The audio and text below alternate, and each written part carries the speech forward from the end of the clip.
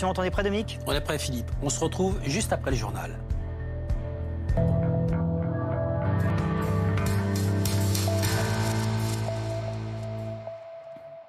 Bonjour à tous. Dans l'actualité ce dimanche, le nouveau variant du Covid-19, Omicron, qui continue son implantation dans le monde. 2 cas supplémentaires de la mutation d'Afrique australe ont été identifiés en Australie, mais aussi en Italie ou en République tchèque. En visite ce matin dans un centre de vaccination parisien, Olivier Véran a quant à lui précisé les mesures préventives réactivées en France.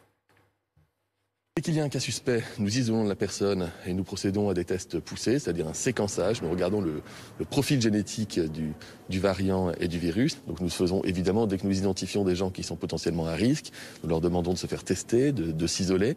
Par ailleurs, j'ai renforcé, vous le savez, les règles en matière d'isolement des cas contacts. Ça veut dire que même si on est vacciné, si on n'est qu'à contact avec une personne qui est positive à ce nouveau variant, on doit rester isolé chez soi pendant toute la période nécessaire. Donc vraiment, on fait le maximum de mesures. Nous les avons déjà prises, ce ne sont pas des mesures nouvelles.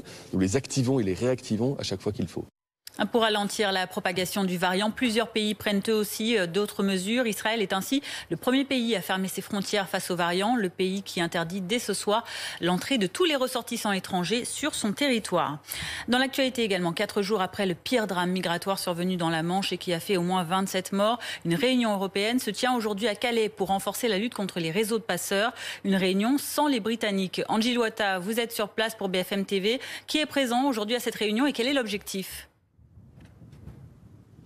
Alors, il y aura Gérald Darmanin, le ministre de l'Intérieur, qui a donc convié 3 homologues européens, le ministre de l'Intérieur belge, allemand et néerlandais. L'objectif affiché par Gérald Darmanin, et ce depuis mercredi soir, lorsqu'il est venu ici à Calais suite à ce naufrage de 27 migrants dans la Manche, eh bien, c'est de lutter avec force contre les réseaux criminels de passeurs. C'est là l'objectif affiché par le ministre de l'Intérieur. C'est une thématique qui doit concerner l'ensemble des pays européens, puisqu'on le sait, les filières vont à travers plusieurs pays, les filières de passeurs. L'objectif, c'est également de faire front commun, de rapprocher l'ensemble des positions. On sait que le vice-président de la Commission européenne s'est également exprimé récemment sur le sujet, notamment au sujet de la frontière britannique, qui est actuellement, depuis les accords du Touquet, placée ici en France, du côté de Calais. Et donc, eh bien, l'objectif sera, sans Priti Patel, vous l'avez dit, la ministre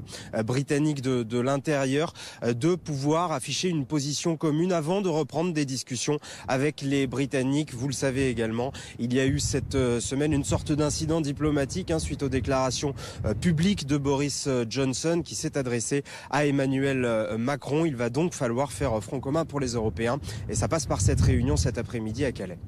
Merci Angie Loata en direct de Calais avec Hugo Dorsemène. La météo à présent, 12 départements sont en vigilance orange, 11 pour neige et verglas, et le Pas-de-Calais qui est lui en alerte pour risque d'inondation avec des crues de plusieurs rivières. Il y a notamment eu d'importantes précipitations la nuit dernière dans les Hauts-de-France. Tout de suite retrouvé Affaires suivantes avec Philippe Godin et Dominique Rizet. On se retrouve à 14h.